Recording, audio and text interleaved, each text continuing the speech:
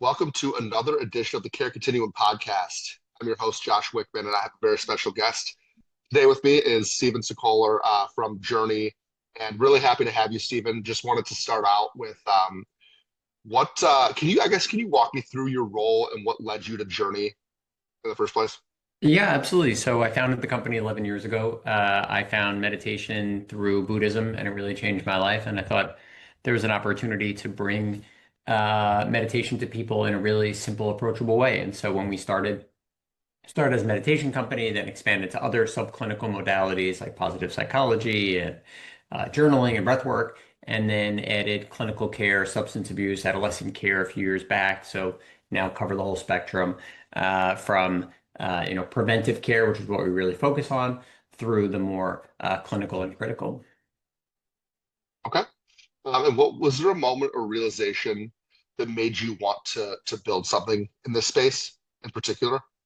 Yeah, I mean, I sold my company in, I guess it was 2014, and started a Journey in 2015. And in the sort of 9 months in between, I was really had no idea what I wanted to do. I was looking at anything and everything, and pretty quickly I realized I wanted to do something that would make a difference in the world, something that would help people. Because I thought life is short, may as well, do something that'll help.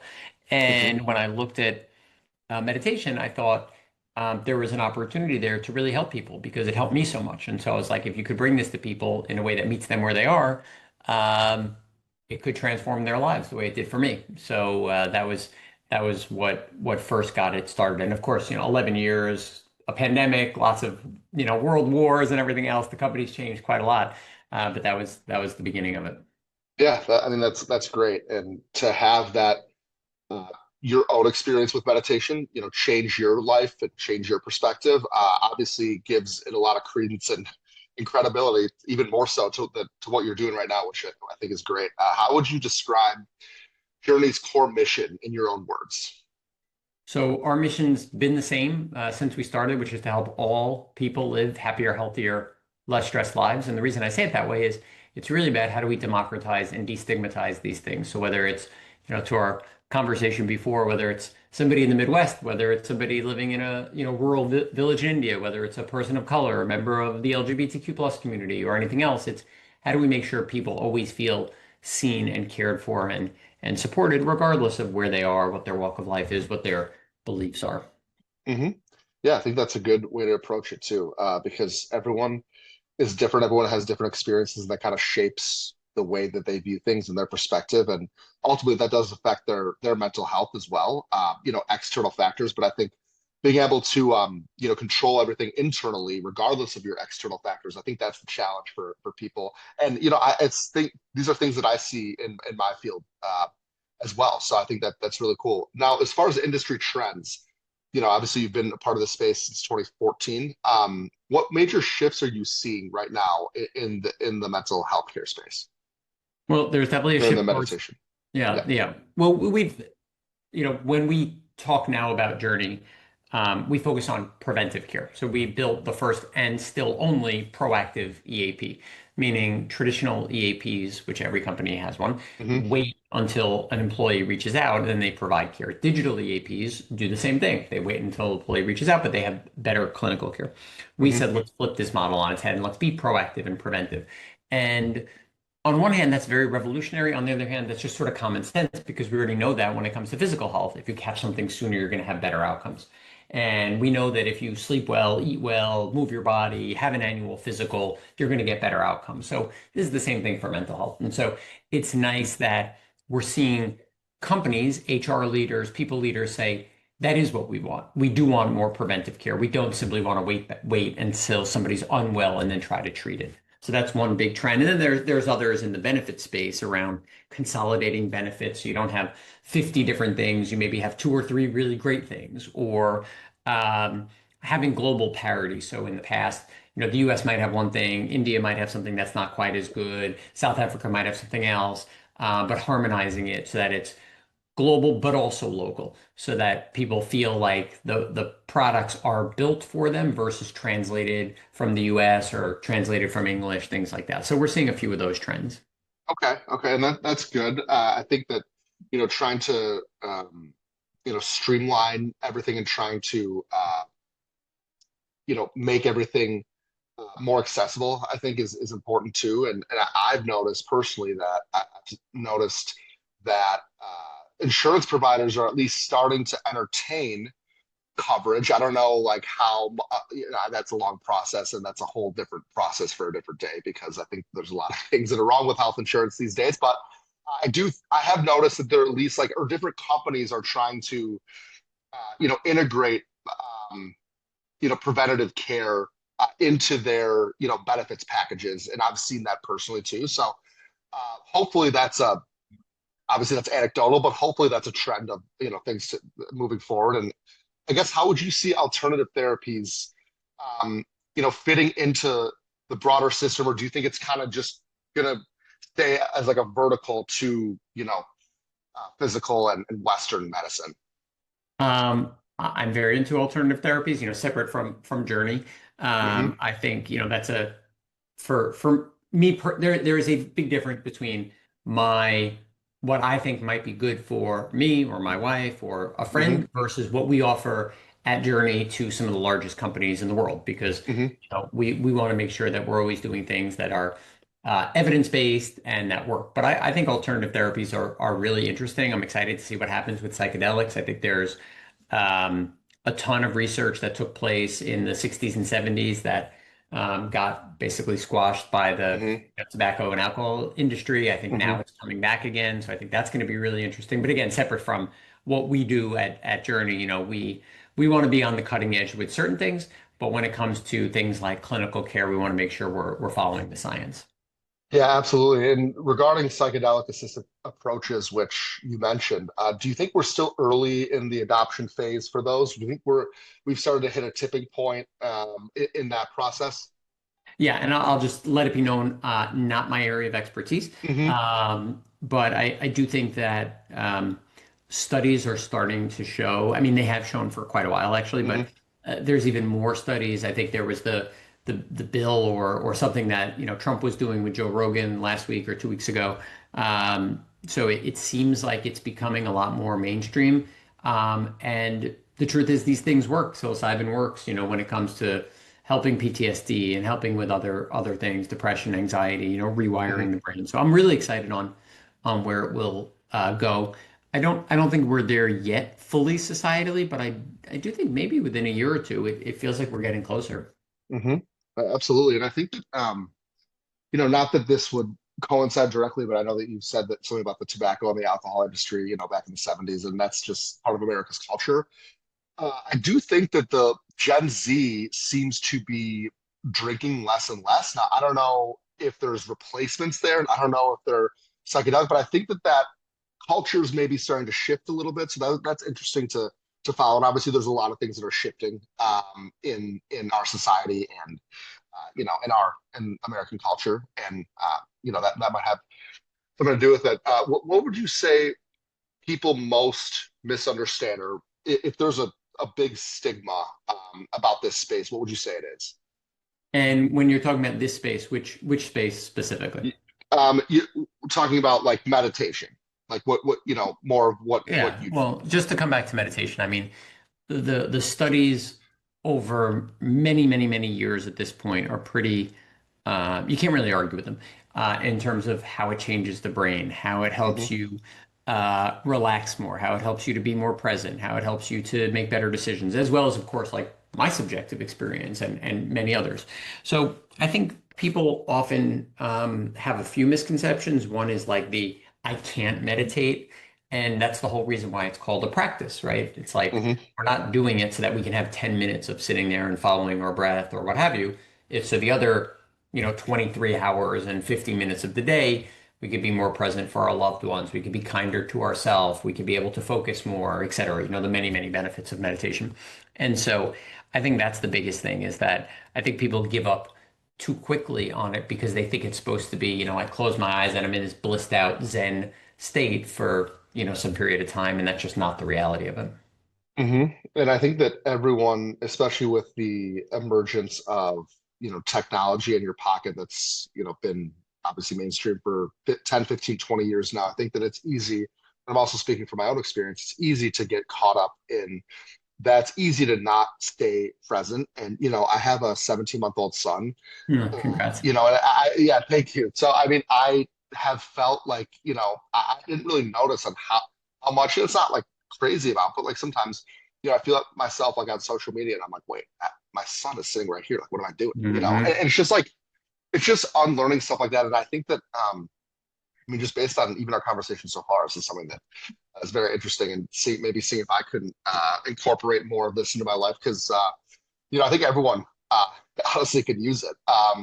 As far as like the current state, what would you say is working really well for Journey right now, and how have you been able to get to this point? Well, I think going back to the part of the conversation we had before, the fact that we remain still the only, first and only proactive preventive EAP is really quite fascinating because every company has an EAP. And so it's essentially a standard benefit. And at the same time, they are all reactive. They're all just sitting and waiting for an employee to reach out.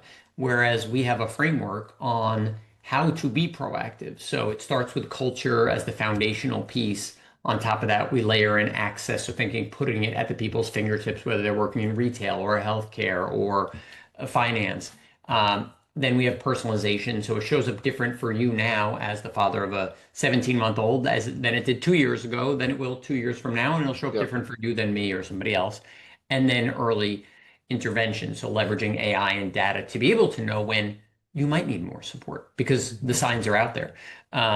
Two-thirds of clinical cases showed signals before those clinical cases started.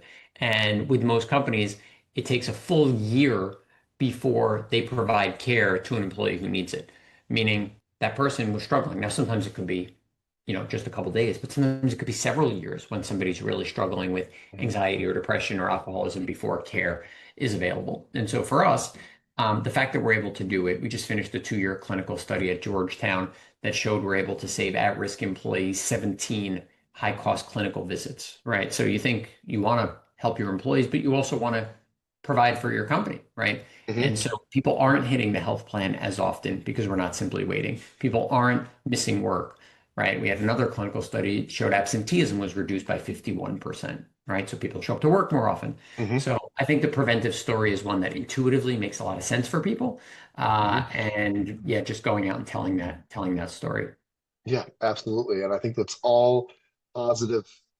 It's all positive things, and I think that there's a lot of there's a lot of people who are struggling that can absolutely use someone like you and an organization like yours for sure. I mean, where would you say have things have been more challenging in this space for you, whether it's education, building trust or scaling? What would you say has been the biggest challenge? Yeah, biggest challenge for us right now is awareness. So we compete on one side with traditional EAPs, so think CBS, United Healthcare, Cigna, companies that everybody knows. And then on Hmm. the other side, we compete with digital EAPs, which came along about 10 years ago and are much better than those, much more expensive, but still fundamentally reactive. Companies like Lyra Health that raised $1 billion, Spring Health, which raised $500 million, Headspace. So, we're competing with these Hmm. essentially behemoths, and they have money to take the client out to a Beyonce concert, take the consultant out to a Dallas Cowboys game. And so we don't have that budget. We're a mission-driven company. We're focused on let's deliver exceptional results. In fact, the results that we delivered last year were best in the whole category, 96% clinical improvement, 30% engagement, which is 10x traditional EAPs, Hmm. 3x digital EAPs, and doing this at a price companies can afford. So that's why companies like McKesson, which is a Fortune 9 Yep. company, or Micron, which is 60 plus thousand employees all over the world, or Cushman and Wakefield are choosing Journey over these options. But the challenge remains just awareness. People need to know who we are in order for them to invite us and then to select us. Absolutely. And how do people typically discover Journey today? We have a sales team that's out Hmm. there, reaching out and telling our Hmm. story. I wrote a book called The Mental Health Advantage, where I interviewed CHROs at people leaders at companies like Google and Accenture. I'm writing a second book. I also have a podcast by the same name, The Mental Health Advantage. So putting out like hopefully content that people find very relevant and sometimes a little provocative and a different stance. And then also doing, as I mentioned, clinical studies. So we show up at events and conferences and things like that. We put out content that hopefully will help with people. And the truth is, we rely a lot on our existing clients to spread the word, to go and say good things about us and Hmm. share the top quality work that we're doing. That's great. That's great. I think that's a good approach to have. And as far as growth and metrics, obviously that comes with the awareness component. But what metrics would you say you're most focused on improving today? Well, we focus a lot, of course, on the client-facing ones. So things Hmm. like, clinical outcomes, engagement, things like that. On the business side, we focus on things like top of the funnel, meaning opportunities and the right cost there, Hmm. net revenue retention and things like that, making sure that our clients not just renew, but also are continuing to find more and more value, expanding to new geos, adding additional products, things like that. And then it's really always very rewarding to feel the impact from individual people. Like as much as we're talking about, oh, we serve a company that's 25,000 employees, it's like, how did we help Josh and his family when this happened? Yeah. Right. And sometimes we get those stories, sometimes we don't, but that's always very meaningful. Yeah, no, absolutely. And what would you say has been, the hardest part about scaling that, in day-to-day operations and from a macro level as well? Hardest part of scaling that. Um,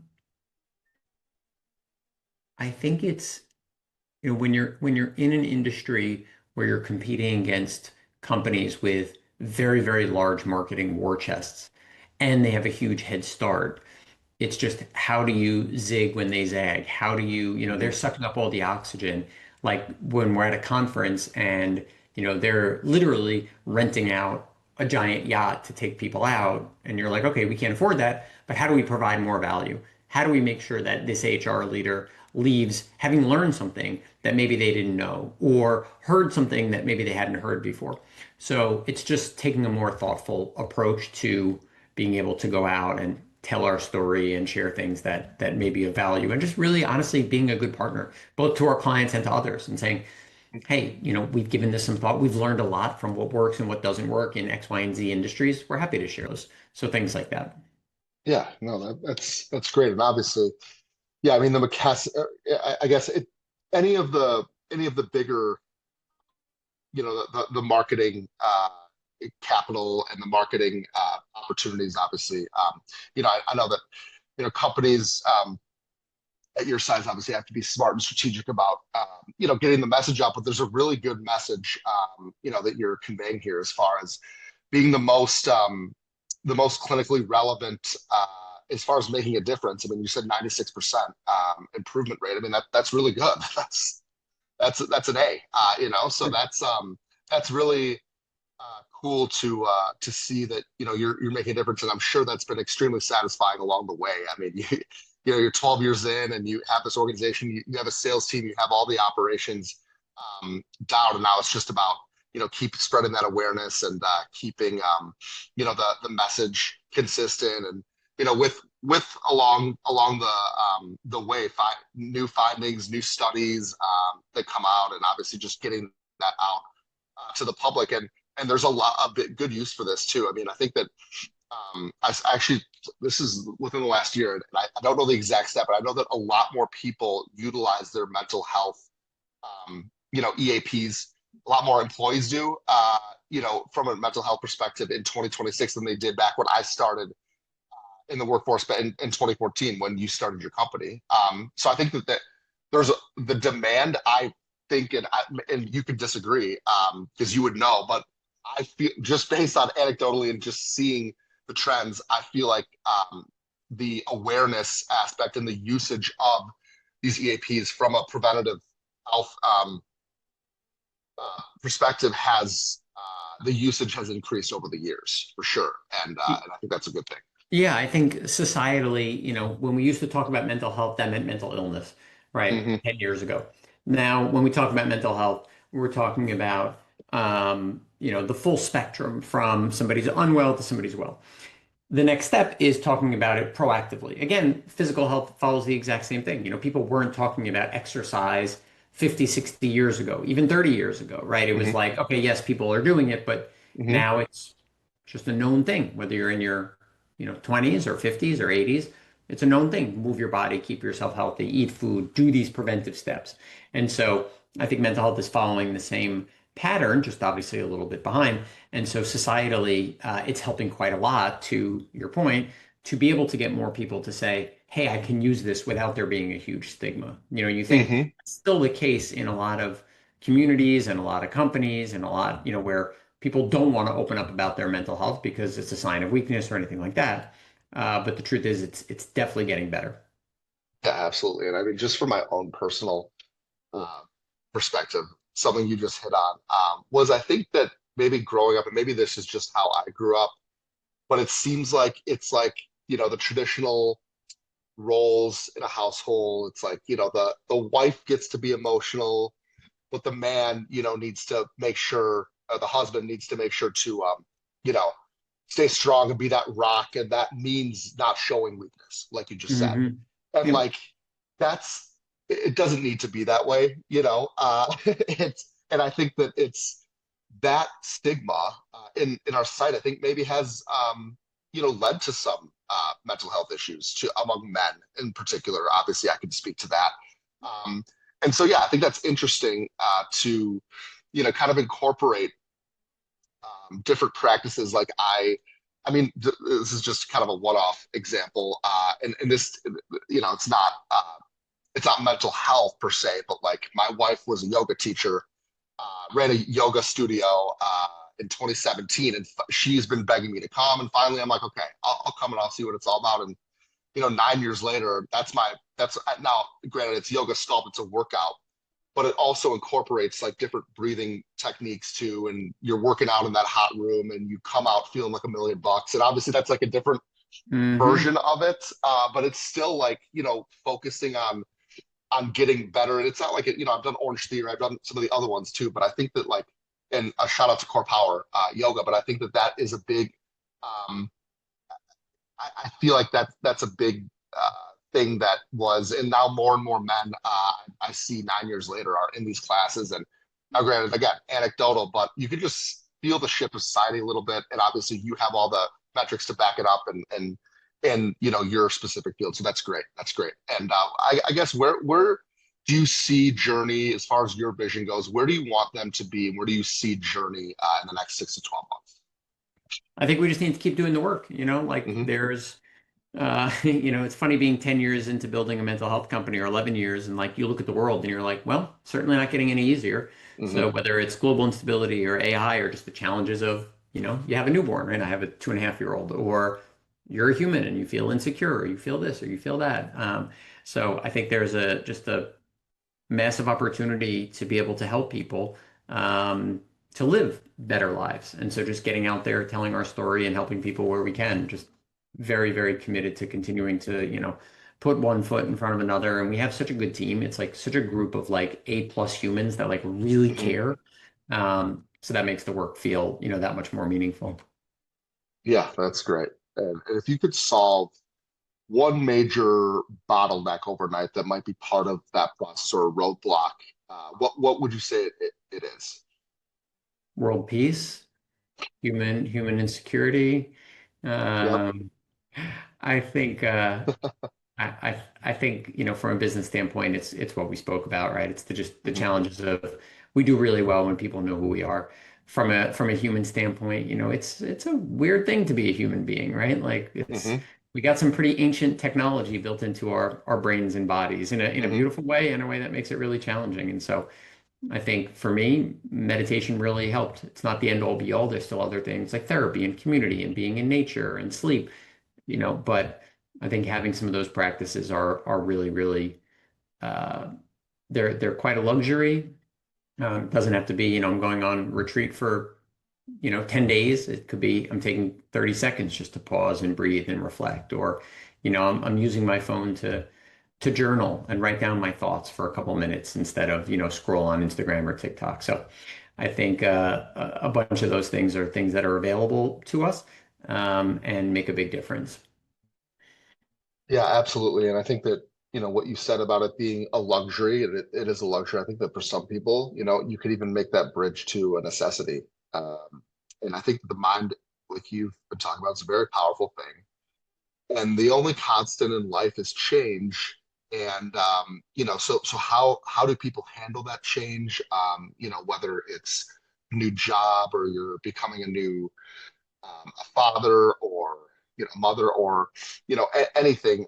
Life doesn't stop moving, and I think it's important to take some time, really daily, to reflect and to gather everything because it's again, uh, it's a really the mind, if you channel it to do good, and if you channel the mind to work for you instead of against you. I think that makes a huge difference in your life, and I think that a lot of people's problems, stem from what's in their mind or perception. So, really, really good, Stephen, and I really appreciate you coming on. That's really it. That was great. I really appreciate you sharing all that. I can send you a summary after this, and and that's it. I just wanted to. So I really appreciate you taking the time today, Stephen. This was a great conversation, and we're really happy to have you. My pleasure. I appreciate it. Let me know, once it goes live, I'll share it with my social media person so she can Mhm. post it. But this was great. So thank you for that.